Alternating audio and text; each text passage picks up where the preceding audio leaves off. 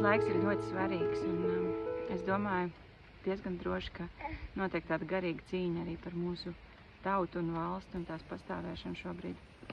Tajā, ko mēs redzam un ko mēs dzirdam sev apkārt, ir ļoti viegli iespaidoties un ieiet tādā bezcerībā, un šķiet, ka nav nekā laba, un ir jau par vēlu to sajūtu salīdzināt, kā man pašai kādreiz ir, ja es esmu izdomājis braukt ar sabiedrisko transportu un dzenos pakaļ autobusam, kurš jau stāv pieturā.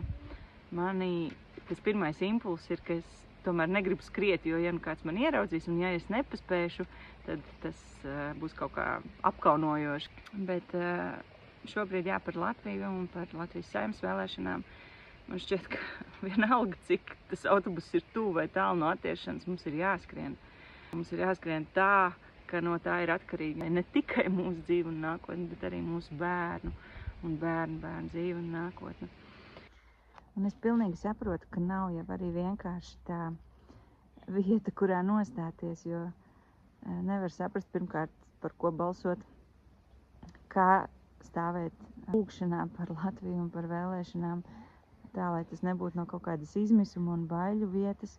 Kas ir tas, uz ko likt savu cerību šobrīd, kad šķietamī cilvēkiem nav ko izvēlēties un nav uz ko paļauties.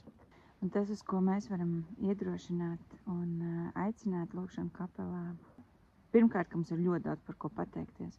Latvija ir ļoti maza tauta, kurai ir pašai sava valoda, sava valsts, sava zeme. Un tas viss ir patiesībā tāds liels Dieva žēlstības apliecinājums mums.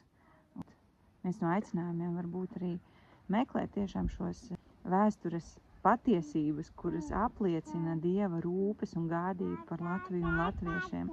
Otra lieta, uz ko mēs aicinām, meklēt Dieva vārdā to cerības drosmi, kas mums ir vajadzīgi iet cauri šim laikam.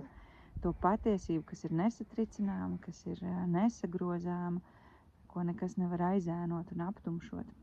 Tāpēc, patiešām ar visu savu tādu lūgšanu spēku, kas mums katram ir, ko mums Svētais Gars dod un dāvina, un es ticu, ka arī uzpilda tos mūsu traukus. Es tiešām aicinu, ka mēs lūdzamies šajās 3 nepārtrauktu lūgšanu dienās, pierakstamies grafikā, ieplānojam sev lūgšanu stundas, vai tas būtu naktī vai dienā, pieliekam tik, cik nu vien mums Dievs šim brīdim ir devis, un vēl mazliet vairāk.